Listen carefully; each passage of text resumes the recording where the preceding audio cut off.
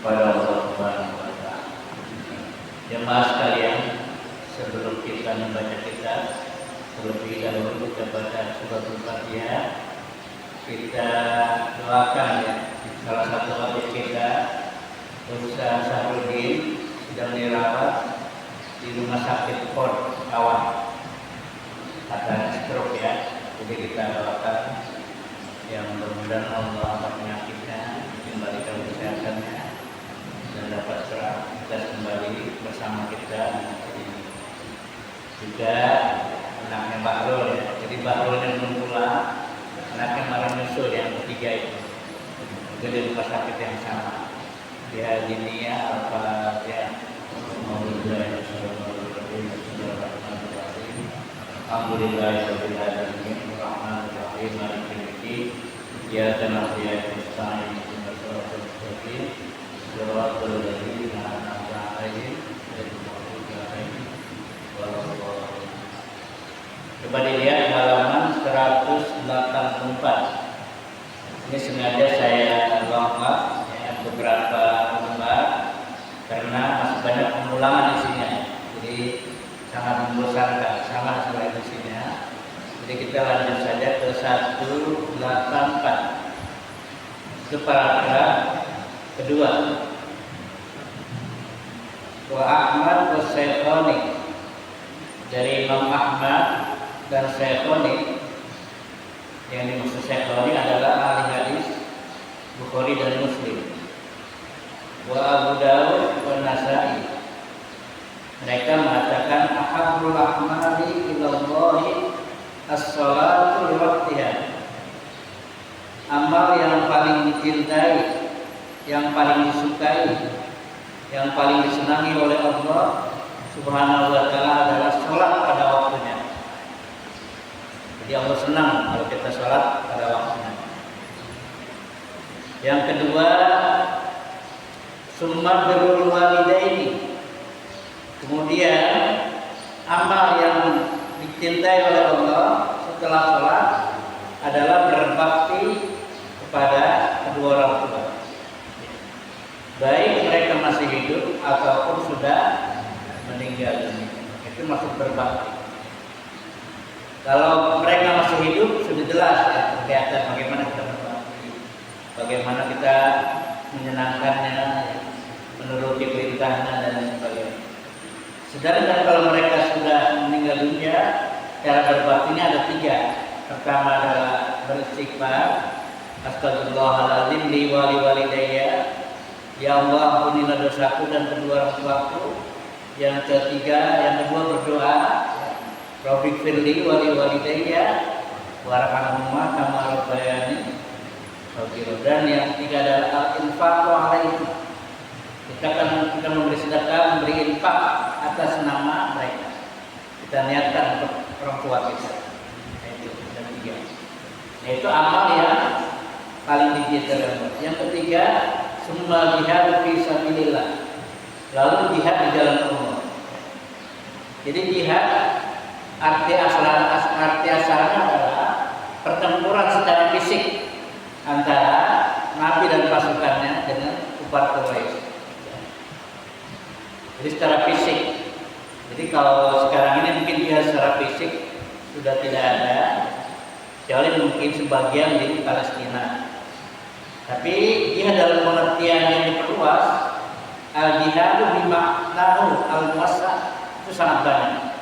Ya, kita bekerja pagi mencari rezeki, ya, menghidupi anak kita, memberikan nafkah anak kita, supaya mereka bisa sekolah, itu namanya juga dia dengan nilai dia. Tapi dalam pengertian bukan makna hakiki, tapi bima'ani al-masa, makna yang diperluas. Ya.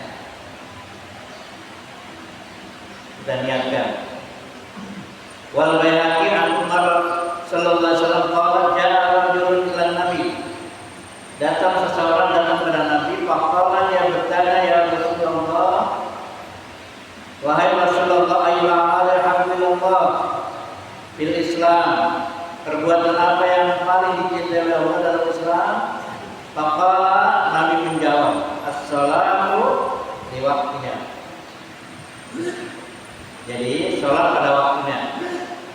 Wa man taraka sholata fala dina lahu.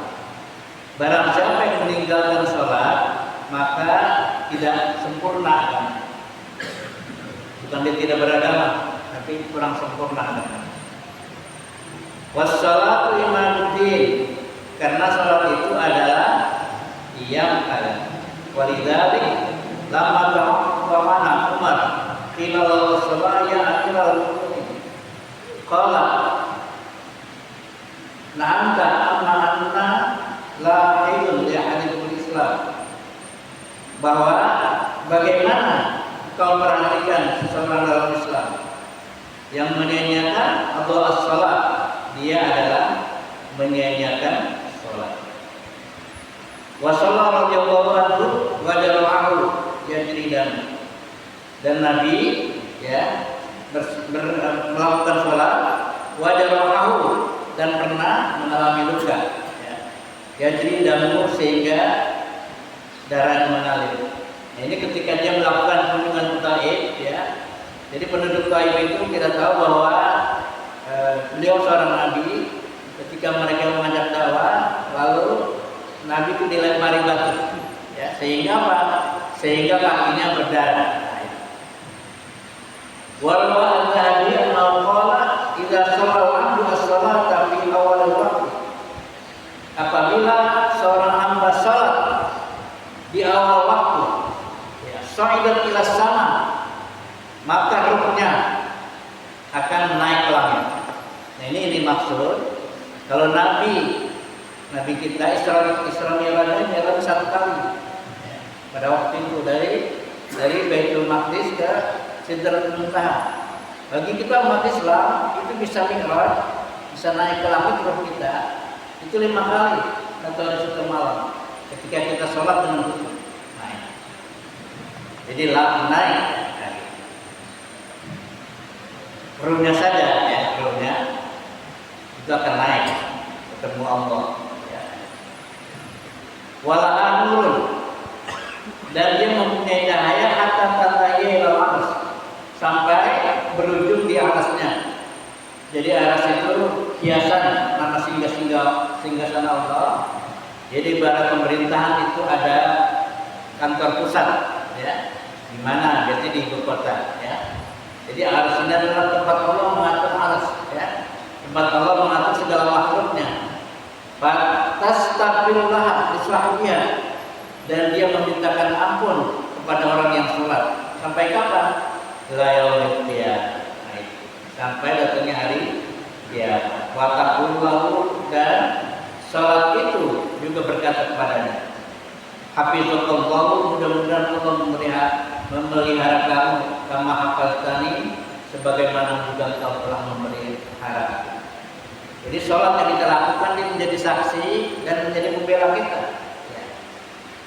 Jika kita datang ya, malaikat azab di kubur. Jadi sholat datang berbentuk manusia dan mengatakan, orang ini jangan diadab karena dia telah memelihara saya, selalu memelihara mengerjakan sholat. Kama hafiztani, sebagaimana kau telah memelihara. Wa idza shalla 'abdu as-salata fi ghairi waqtiha, apabila seorang hamba sholat bukan pada waktunya, ya, sa'idat ila sama wa la yazulna, ruhnya itu tetap sampai ke langit tapi dalam keadaan gelap. Fa'idan ila sama, dan ketika dia sudah sampai ke langit, tulaqtu kama yulaqtu thawbul khalq, lalu dia dilipat, tidak ada artinya ya. Wa yudru biha wa tusayyiha, lalu dipukulkan ke baju itu ke wajah pemiliknya, orang yang sholat, karena sholatnya sia-sia ya. Jadi dia sholat tapi di luar waktunya. Jadi ibarat kita menaruh barang itu di luar, kunci itu baru di pintu rumah berkunci semua, kita taruh aja di luar ya. Siapa yang ngambil nggak tahu, tapi bukan Allah yang terima. Tapi kalau dia sudah ada paket langsung diterima, itu biasanya diterima. Itu yang menjadi cahaya ya. Nanti di kiamat nanti ya, seperti ini. Wa akhraja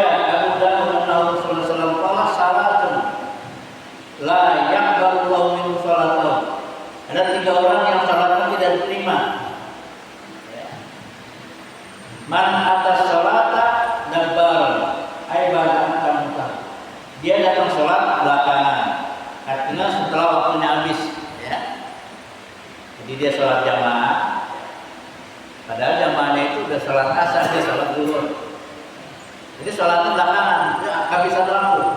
Ba'daan tamu. Jadi waktu sudah habis. Itu yang dimaksud sholatnya sia-sia. Kalau kamu, sebagian mereka mengatakan bahwa dalam hadis juga ada dalam hadis anna man hafadha 'ala shalah, orang yang memelihara sholat 5 waktu, akramallahu bi khamsi hisal, maka Allah akan memuliakan orang itu dengan 5 sifat. Nah ini. Jadi kalau kita memelihara sholat 5 waktu, ya, sehingga kita tidak pernah lalai, tidak pernah tinggalkan, maka kita akan dianugerahkan 5 sifat. Yurfa'u anhu dhaiful aisi. Ini pertama, akan dihilangkan kesulitan hidupnya. Nah ini. Ya. Jadi kalau orang yang sholatnya ya, rajin, tepat pada waktunya, insya Allah kesulitan hidupnya itu diangkat, dihilangkan oleh Allah Subhanahu Wa Taala. Nah, terutama sholat subuh, karena sholat subuh itu menentukan seseorang itu hidup senang atau miskin, kaya atau miskin. Itu ditentukan oleh sholat subuh. Ya. Senang atau tidak senang itu patokannya sholat subuh. Kalau sholat subuh dia sudah konsisten, tepat waktu, maka sholat-sholat yang lain saya jamin itu terpelihara. Tapi kalau sholat yang lain dia tidak konsisten, misalnya zuhur, tapi subuh belum tentu. Tapi kalau subuhnya sudah tepat waktu, ya, tidak pernah ketinggalan, insya Allah sholat-sholat yang lain itu lebih mudah bagi kita. Karena berat bagi orang munafik untuk sholat subuh, kecuali orang-orang yang betul beriman. Jadi pertama, yurfa'u anhu dhaiful ais, diangkat ya kesulitan hidupnya. Kemudian yang kedua, wa adzabul qabri, diangkat juga, dihilangkan azab kubur. Jadi orang yang memelihara sholat 5 waktu, maka akan dihilangkan azab kubur. Yang ketiga, wa yu'tihillahu kitabahu biyamin. Yang ketiga, Allah memberikan kepadanya kitab catatan amalnya dengan tangan kanan. Jadi diberi oleh tangan kanan, dan dia menerima juga rapotnya itu catatan amal baiknya dengan tangan kanan. Ya. Dan orang yang menerima catatannya dengan tangan kanan itu biasanya minah jannah. Itu rakyat kanan. Itu yang ketiga.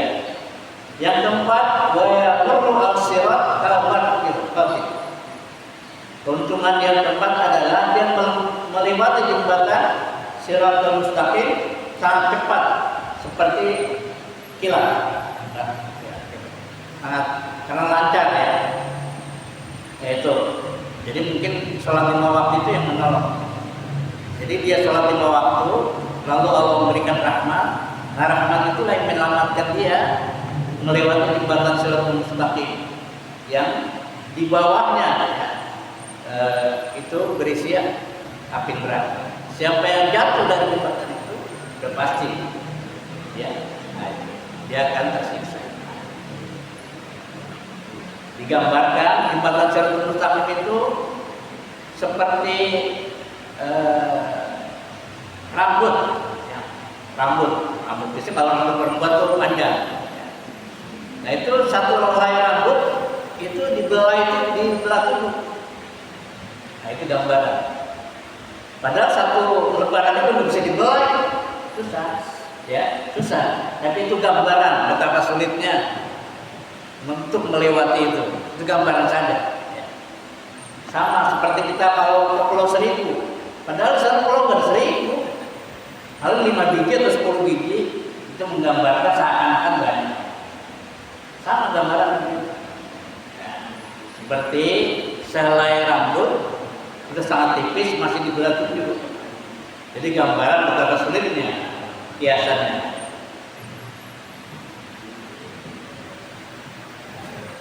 Jadi Bapak kalau nanti ke Pulau Seribu, jangan dihitung pulau yang nggak ada 1000.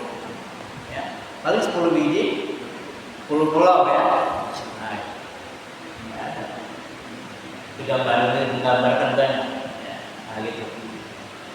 Jadi kita lanjutkan yang terakhir, diberikan keistimewaan bagi orang yang sholat 5 waktu, memelihara sholat 5 waktu, wa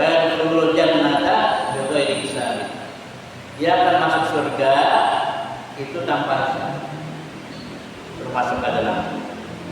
Dan sebaliknya, jadi orang yang tidak memelihara salat, wa man ta'awana 'alas shalah, dan orang yang menganggap remeh, menganggap ringan salat 5 waktu, aqabahu bi khamsi asharatan qubatan. Allah akan menyiksa dia dengan 15 siksaan. Ya, dengan 10 siksaan.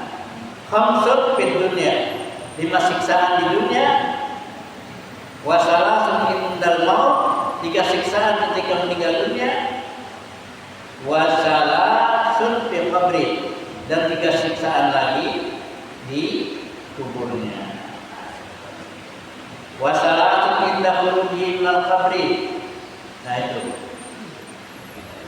Ini terlengkap ya. Bi khamsi asraqubatan khamsun fid dunya, wa salatun indal mauti, wa salatun fil qabri, wa salatun inda khuruji minal qabri. Adapun 3 siksaan ketika keluar dari kubur itu, fa amal waqti fid dunya fa ula tunzau barakah min umri. Ini pertama adalah dicabut keberkahan dari usianya. Jadi orang Islam tapi nggak sholat atau menganggap remeh sholat, maka umurnya tidak diberikan keberkahan. Ini maksudnya dicabut. Tunzau barakah min umri. Apa ciri-ciri umur yang tidak berkah? Sulit diajak kebenaran, sulit diajak taat kepada Allah, sulit untuk melakukan kebaikan.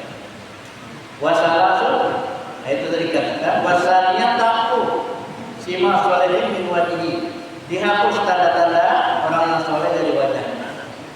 Wasalisa, dan yang ketiga kullu amal yang halu la yajidu alaihi, setiap amal yang dilakukannya tidak diberikan pahala oleh Allah. Warabi'ah la yuqallahu ila sama, dan yang keempat tidak diangkat Tuhannya ke langit. Jadi nggak diterima maksudnya ya, nggak disampaikan kepada Allah. Wal khamisah la salatu fi du'a'is shalihin, dan yang kelima dia tidak mendapatkan bagian dari doanya orang-orang yang saleh.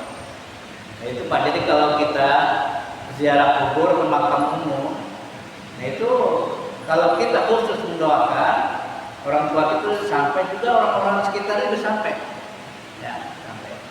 Ya assalamualaikum ya ahliya minal mu'minin, wa antum salatuna wa nahnu lahikun. Kamu sudah datang berangkat duluan, nanti saya juga menyusul.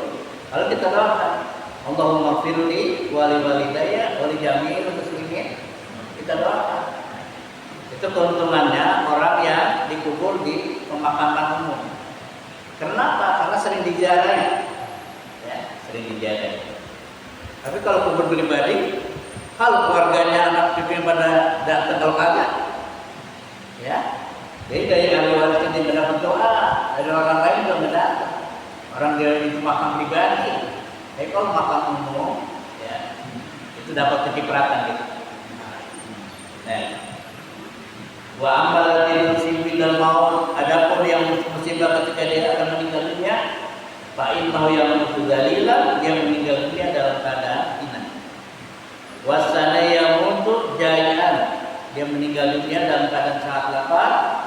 Wasal satu yamutu atsana, dan dia yang ketiga meninggal itu dalam keadaan yang sangat lapar. Itulah kalau orang meninggal dunia sakaratul maut tidak bisa nangis lagi, karena tidak ada suara, tidak ada tenaga, ya. Paling yang terlihat hanya air matanya saja yang mengempeng gitu, ada di sini.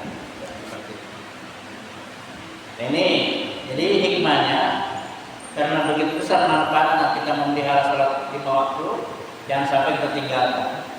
Meskipun kita lagi bepergian, lagi piknik, lagi perjalanan, lagi pulang kampung, apalagi ke kemana-mana, jangan sampai ditinggalkan. Karena apa? Karena sangat merugi sanksi atau dosa orang yang melalaikan sholat. Dari saya sekian, nanti kita lanjutkan. Wassalamualaikum